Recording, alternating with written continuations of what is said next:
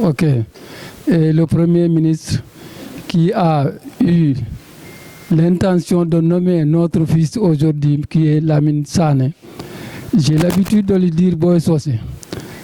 Donc, nous remercions aussi le président et tous les ministres et le staff de l'agence. Donc, au nom de la famille, et nous remercions tout le monde. Comme je l'ai dit, aujourd'hui, nous sommes très contents de notre fils Lamine Sané. Lamine, je crois que pour moi, ce qu'il a aujourd'hui, il l'a mérité. Ça nous a pas surpris. Ça nous a pas surpris parce que Lamine,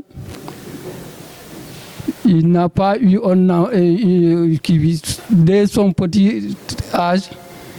et quand il était dans le primaire, Lamine, il ne connaît que les livres, que l'éducation, c'est tout ce qu'il connaît. Il ne fréquente pas les dancing, Lamine ne fréquente pas tout. Lamine, il est toujours sur les documents. Donc là, si aujourd'hui il a ce mérite-là, je crois que vraiment c'est sa capacité qui lui a donné cette fonction-là. Donc c'est un type vraiment très esquive. Alors son papa là, Sané aussi, il a beaucoup contribué pour l'éducation de ses enfants parce que moi je le connais très bien. Nous avons habité tous dans la même maison. Donc Sané, au niveau du quartier de Ngane Kaolack, il est le premier à inscrire ses enfants dans les écoles catholiques où il paye par mois la scolarisation de ses enfants.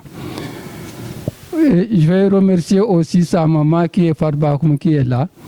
parce que l'éducation, c'est celle qui a assuré l'éducation de tous ses enfants. Sané était un chauffeur, il fait presque tout le tour du Sénégal.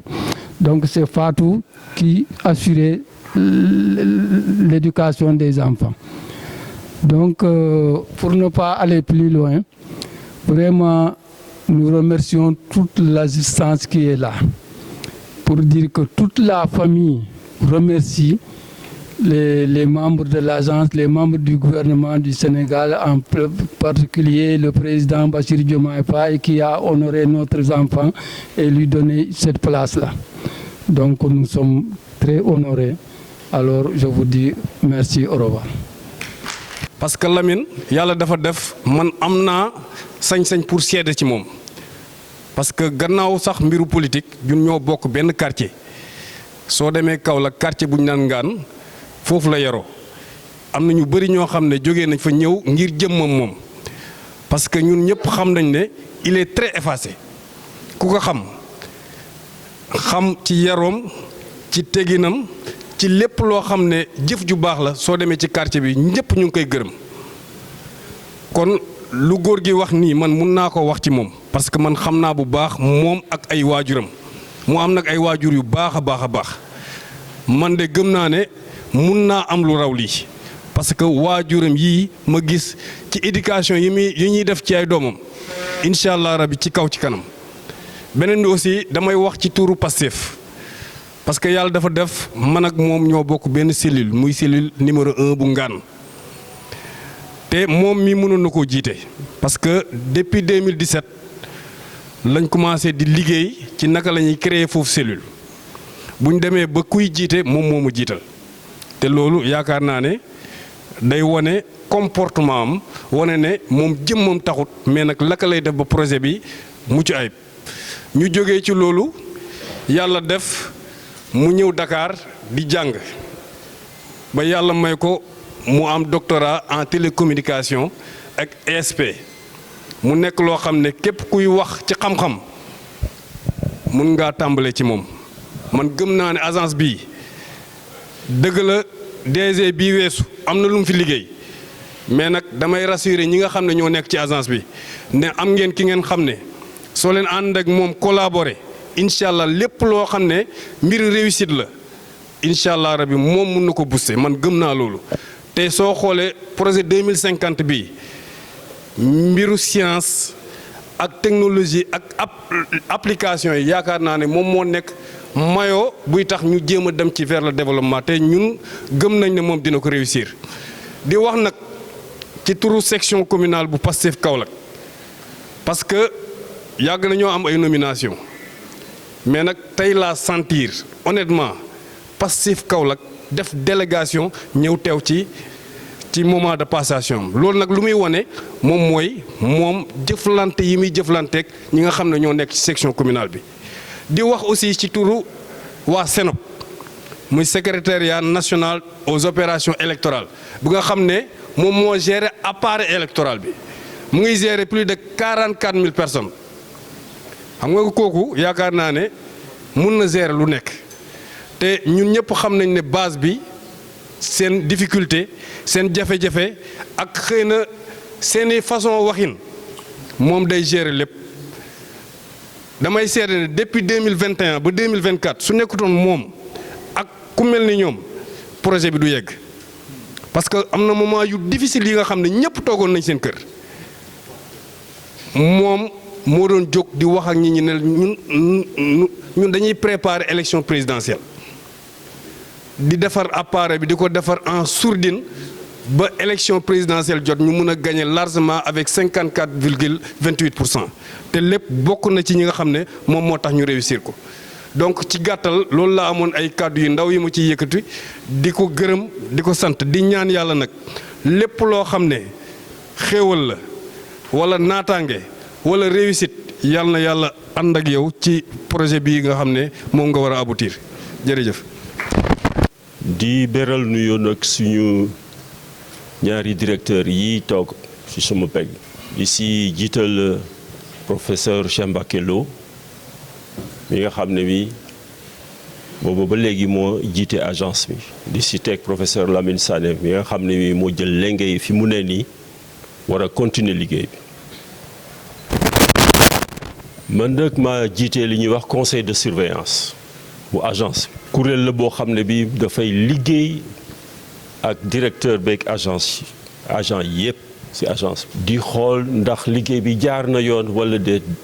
di leen koy yombalal ci wàllu texte législatif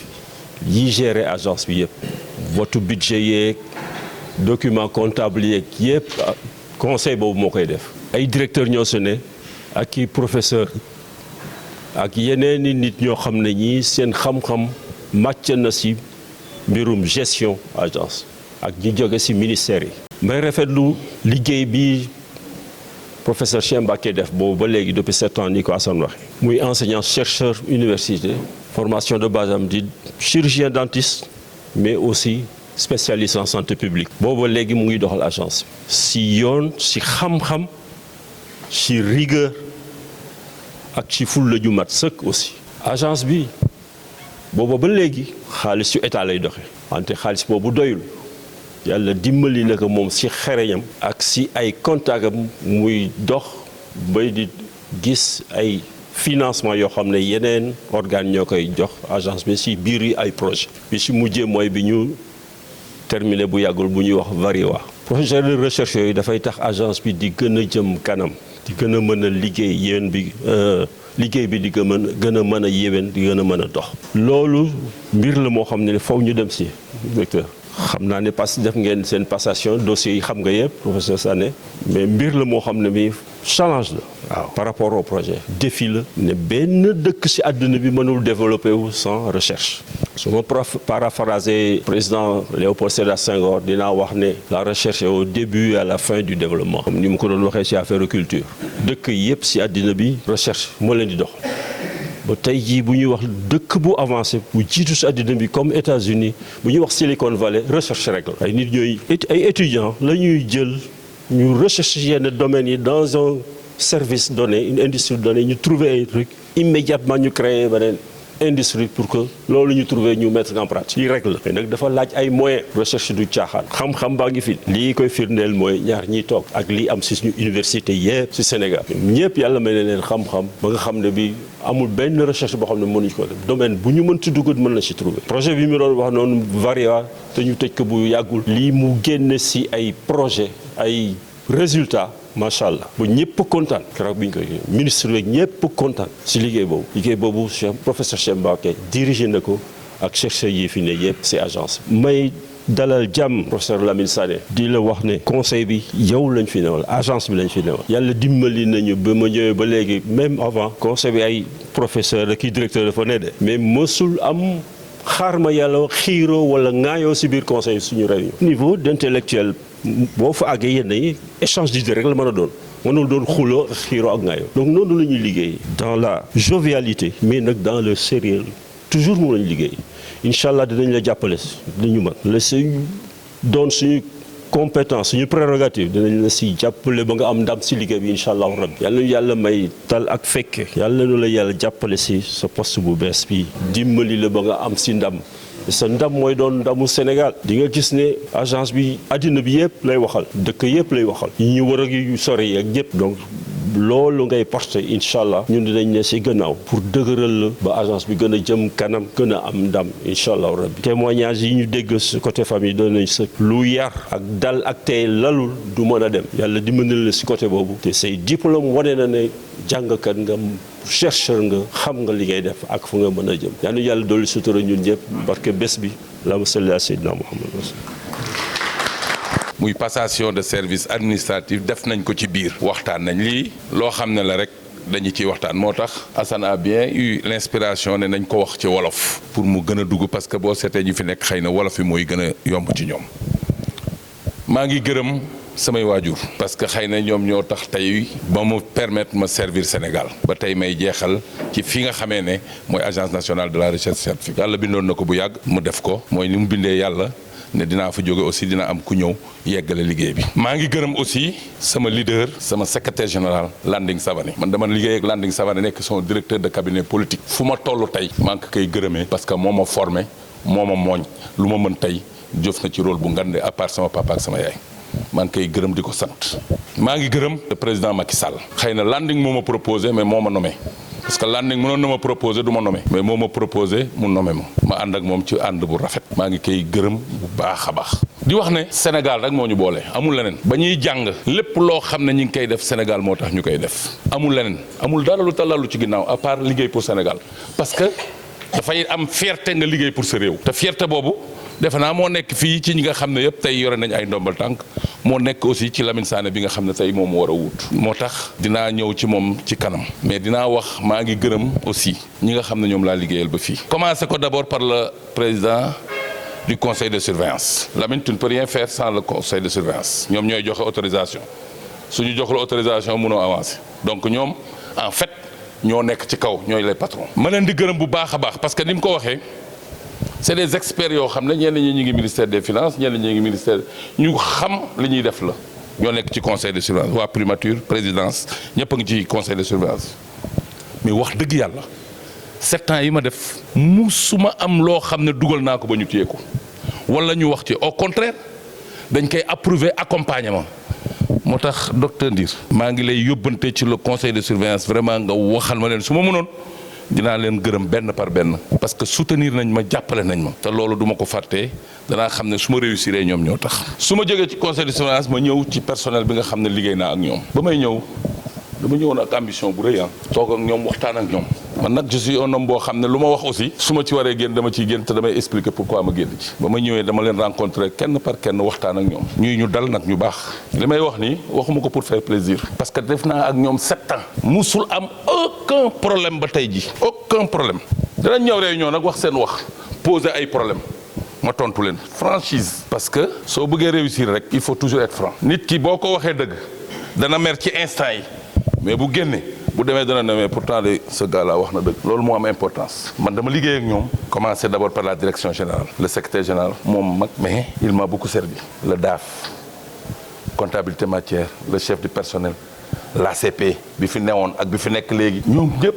ak sama assistante bi nga xam ne moom mooy sama contact direct musuma ci am kenn xaar ma yàlla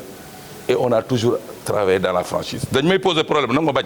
xam naa ne posé nañ ma problème ma bañ dinañ mer mais bu ñu génnee xalaataat dinañ ne ah c'est parce que daf ko mënul moo tax defu ko moo tax personnel bi maa ngi leen di gërëm bu baax a baax j'ai beaucoup travaillé avec parce que su ma réussiree c'est grâce aux techniciens. Moi je ne faisais que coordonner la recherche. maa ngi 30 ans à l'université gravir naa échelon yëpp à l'université ba nekk professeur titulaire mais teewul bi ma ñëwee fii xam naa lu bari parce que recherche bi am na lu bari lu ñu ma ci jàngal man je leur donnais te man dama di nit koo xam ne bu ma la joxee liggéey je te suis pas à pas parce que ku mel ne Sidibé xaw naa ko rey pendant ces années parce que su ma ko joxee léegi liggéey 14 heures dinaa ko woo 19 heures dinaa ko woo parce que toujours damay bëgg yëf yi gaaw loolu rek moom ci jalan dama bëggoon rek yëf yi gaaw pour que ñu am résultat parce que bu ñu amee résultat agence bi yëpp ñoo am résultat parce que nit ki nag mënoo satisfaire tout le monde dana am toujours ñu la mere ci dara mais loolu ñu lay mere na nga fexe ba nga xam ne tu es quitte avec ta conscience moo tax ma ne la personnel bi soo wéeroo ci ñoom je n'ai pas de doute que tu vas réussir parce que xam nañ liggéey bi mën nañ liggéey bi xam nañ fu ñu jëm et ça je te le conseille très sincèrement nga bàyyi ci xel bu baax yow nag yaay gën a mën a xool di nga xam fa nga jëm mais appuyé wul ci ñoom boo appuyé ci ñoom doo ko regretter di nga am ay résultats man résultats yi ma am yëpp ma ñoom la vraiment je leur retourne ça dama jóge université ñëw je leur disais toujours en réunion ma ne leen man nag le problème mooy fii bureau bi ak sama bureau soreewul damay traverser tali bi dem sama bureau la preuve tey bu ñu paree damay taal sama oto jaar ni dugg biir université loolu mooy wane ne su fekkee ne li ngay def jàpp nga ne am nga métier da nga war a service sa réew da ngay ñëw service sa réew dem loolu maa ngi koy dénk bu baax a baax parce que tu es jeune ubbeekul déglul nit ñi waxtaanal ak ñoom boo ko defee ku mel ne écosystème de la recherche mu dem président wax na ci recherche bi amul benn réew bu développé wu sans gëstu poste bii ñu ko jox poste bu ama importance la ci réew mi en tout cas man xam naa ko poste bu am importance ci réew mi la parce que boo demee lu mel ne ay Chine nga dem yeneen dëkk yëpp suñu développé woo Chine dafa développé à partir de la recherche tey fi mu toll recherche moo ko fa yóbbu waaye nag yàlla dafa def ñun joxuñu ñu les moyens yi nga xam ne war nañ ko liggéey loolu nag mooy nekk sa liggéey fexe ba nga xam ne moyens yi di ñëw parce que am nga ressources humaines yi bu dee ñëw yéen a liggéey maa ngi gërëm aussi le personnel bi nga xam ne mooy chauffeurs yi mooy gardiens yi mooy ñi nga xam ne ñoom ñooy nettoyer bureau yi parce que nag liggéey li équipe la damay wax toujours su may jàngal suma étudiants yi parce que je leur di leen jàngal travail d'équipe je leur dis il faut jamais minimiser celui qui est au bas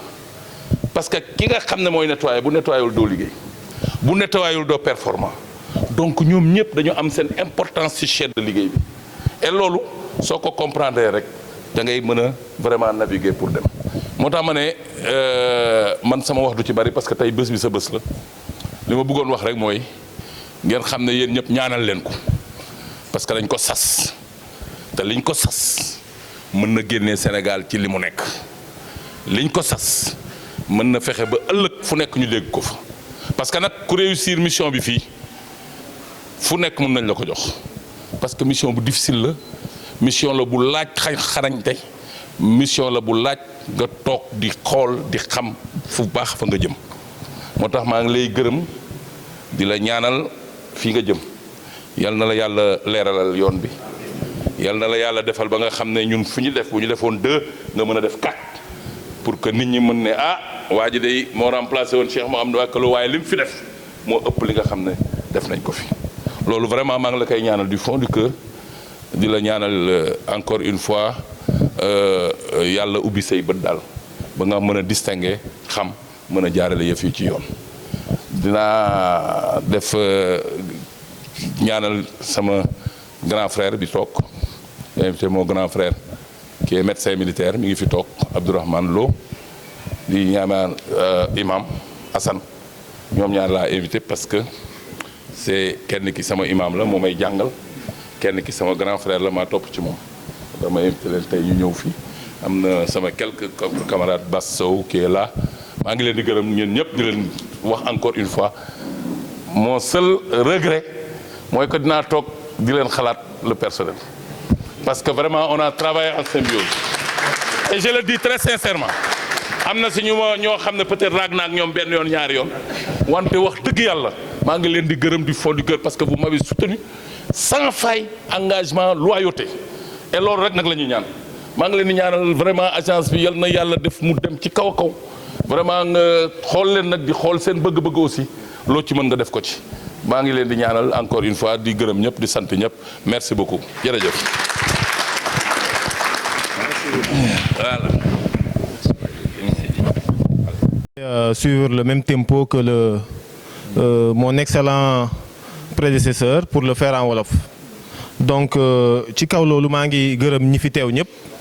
di leen sant bu baax ci seen teewaay di nuyu ñi fi teew ñëpp également tàmbalee ko ci ki fi représenter le ministre de l'enseignement supérieur, de la recherche et de l'innovation, le docteur Abdourahmane Diouf,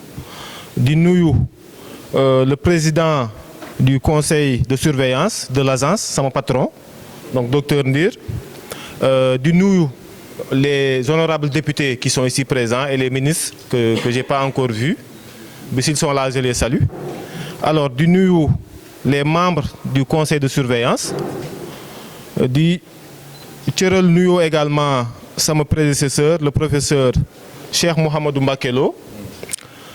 di nuyu l'inspecteur des affaires administratives et financières du ministère de l'enseignement supérieur, de la recherche et de l'innovation bi nga xam ne mënul teew ci cérémonie bi ci contrainte liggéeyam.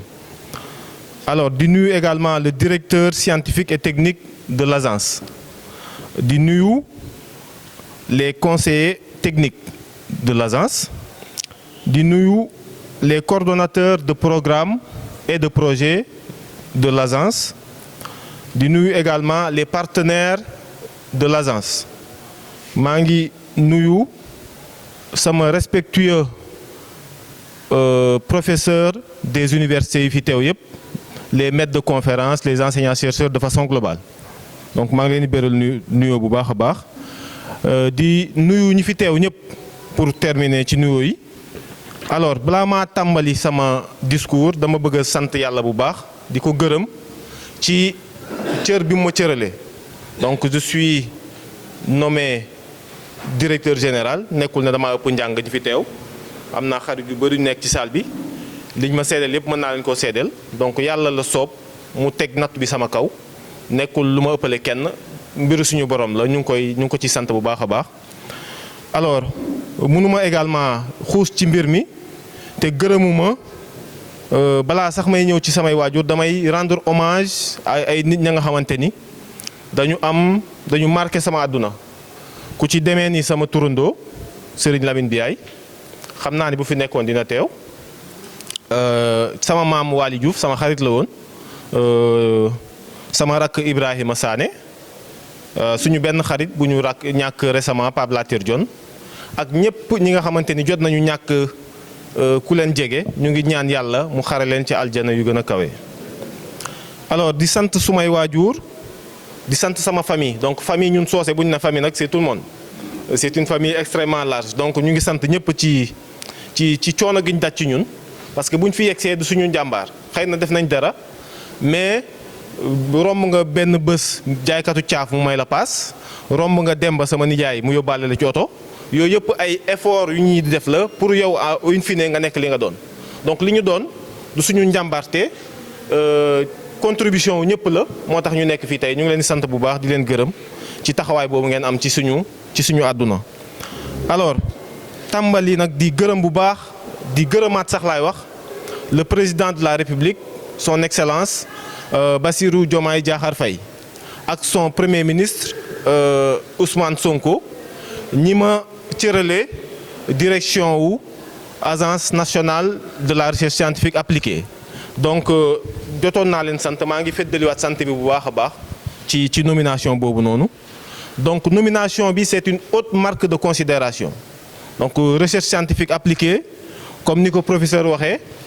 réew yi dem yëpp moo leen yóbbu. donc réew bu avancé recherche moo ko avancé loo. bu ñu mënee tey patient, un malade nekk Ziguinchor,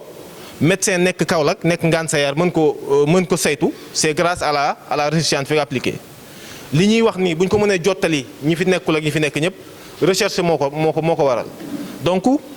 pàcc bu am solo la ci développement wu réew bu ñu ko cëralee nag xam nañu bu baax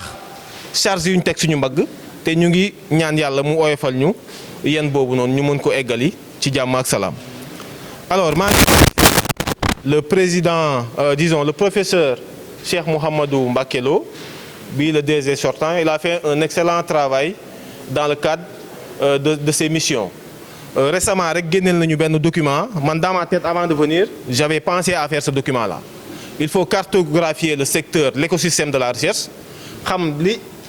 société bi soxla xam ñan ñoo ko mën a jox. Il a fait ce travail là. Donc sur cette base là on peut bien dérouler les objectifs qui nous sont assignés. Donc di ko remercier ci liggéey boobu noonu agence bi nag ñu ngi ko créé depuis 2008 donc par décret 513 du 20 mai 2008 ginnaaw loolu am na ay modifications yu ñu andi ci cadre juridique gu agence bi par décret par modification du décret 2014-1187 du 19 septembre 2014 donc l'agence est dotée d'une autonomie financière cëru agence bi lan la agence bi cëram mooy superviser ak coordonner lépp lu jëm ci recherche scientifique appliquée j'ai bien dit professeur Tall recherche scientifique appliquée donc am na recherche fondamentale am na recherche et développement man li ñu ma cëralee recherche scientifique appliquée la parce que c'est plus large la recherche. Voilà, on est en train de réfléchir sur comment faire pour avoir une agence nationale de la recherche scientifique appliquée orientée développement nga xamante ni day am cër bu gën a yaatu. Voilà donc loolu mooy cëram au niveau national lépp lu jëm ci wàllu mbéy wàllu jëm ci wàllu industrie lépp lu jëm ci wàllu commerce agence bi dafay coordonner ak superviser wàllu woowu ci wàllu recherche. Maintenant recherche bu ñu defee le diagnostic bu ñu saytoo écosystème bi. lan moo ci nekk document de base yëpp daf lay won ni dafa am manque d'une ce qu'on appelle une politique nationale claire et cohérente maanaam benn dispositif politique ba nga xamante ni dafay regrouper tous les objectifs ne man fii laa bëgg a dem ci recherche exemple bi may jox souvent sama étudiants yi ñu naan ma xanaa da ngay gént mooy est-ce que dans 10 ans le Sénégal sera un pays dans lequel on va construire des téléphones portables bon je suis un électronicien loolu laa xam. Da ngay jëlee téléphone Chine dugal ko avion wala bateau indi ko Sénégal di ko jaay 3000 wala 4000 lan lay insinuer ça veut dire que la technologie qui est derrière n'est pas compliquée am nañ fi ay xale yu xarañ gis naa ci salle bi ay étudiants yu mën a defar loolu bu ñu ci defee les moyens effectivement le directeur sortant l'a dit dinaa ci ñëwaat tout à l'heure lépp question de moyens la objectif bi dafa 10 il faut des moyens pour l'accompagner dinaa ci ñëwaat tout à l'heure donc manque de coordination global parce que 5 ministères ñooy coordonner la recherche au Sénégal souvent da ngay gis ni ministère bi li muy def moom la beneen bi di def donc il faut que ñu corriger ces éléments là loolu ci kii la bokk ci dysfonctionnement yi beneen bi mooy l'inadéquation entre les thématiques de recherche et les priorités nationales maanaam ci lan la ñu war a gëstu ak ñun ci lan lañ soxla ñu def gëstu donc généralement bailleurs yi ñoom ñooy financer recherche bi te ñoom ci li seen intérêt nekk la ñuy def xaalis donc dafay fekk ñun ñu soxla maanaam beneen exemple Kaolack est-ce que dañu war a continuer du tabaxee brique est-ce que waruñu utiliser d'autres matières parce que dëkk bu tàng la loolu recherche moo koy résoudre donc loolu ay dysfonctionnement la côté données également amuñu assez de données exhaustives pour xam Sénégal par exemple 2024 ñaata publication la ñu produire exactement toujours on a des données qui ne sont pas exhaustives donc loolu je pense que war nañ ci mën a indi ay solutions ma terminer ci manquement yi le financement de la recherche si le président de la République et le premier ministre m'entendent ça c'est un plaidoyer il faut mettre des moyens dans la recherche si on ne le fait pas on ne fera pas plus que le professeur Lo parce que il faut des moyens pour faire avancer la recherche scientifique alors li ma fi wax comme manquement yëpp agence bi mënu cee mucc parce que ci écosystème bi la bokk ci kaw loolu en 2022 le directeur avait fait venir au niveau de l'agence ce qu'on appelle le bureau organisation et méthode BOM pour saytu xool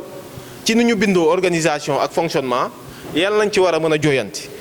ci ci kaw loolu am na ay propositions yu rapport final bi génne bokk na ci restructurer agence bi maanaam tëggaat ni mu nekkee actuellement mais loolu également day laaj ay moyens parce que dañ lay wax nga créer ay directions yu bees yokk ay postes yu bees loolu il faut des moyens pour les prendre en charge bokk na ci recommandations yi la diversification des sources de financement parce que globalement tous les financements en tout cas le fonctionnement de l'agence repose sur le budget de l'État d'accord alors il faut que mu am d'autres sources de financement yu mën a permettre agence bi mu mën a jël en charge correctement ses missions am na également loolu ça va à l'endroit des agents la mise en place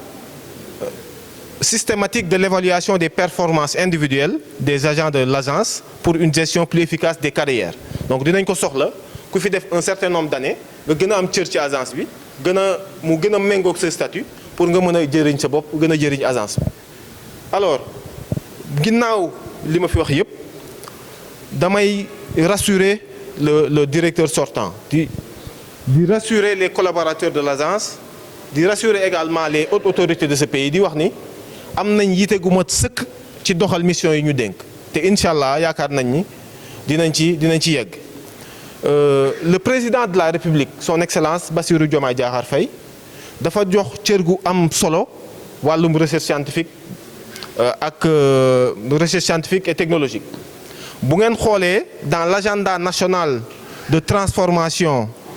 vision 2050 wàllum recherche ñu ngi ko def ci axe 1 bi lañ ko dugal donc ci premier axe bi donc lu am solo la ñoom ils ont compris l'importance de ce domaine-là et li koy gën a firndeel mooy le premier ministre lors de sa déclaration de politique générale rappelé na cër bi ñu jox recherche ci agenda de transformation bi ba wax ni lu jëm ci financement bi dinañ fexe ba 1,5% du PIB du Sénégal ñu jagleel ko recherche lu ëpp sax li nga xamante ni UNESCO ak Union africaine loolu la ñu wax parce que UNESCO ak Union africaine dañ ni réew mu nekk na def au moins 1% de son PIB pour financer la recherche ñoom dañu bëgg a def 1,5% de financement du PIB disons du Sénégal dans la recherche donc loolu yitte gu mat sëkk la bu ñu jox wàllu recherche donc li ci topp mooy l'agenda national de transformation de ce pays est fortement adossé sur le numérique day jafe torop nga xool ñetti communiqué du conseil des ministres yoo xamante ni doo ci gis ay décisions yu ñu jël jagleel ko wàllu numérique donc numérique dafa nekk pàcc ba nga xamante ni daf ñu war a mën a dimbali ñu accélérer les réformes et permettre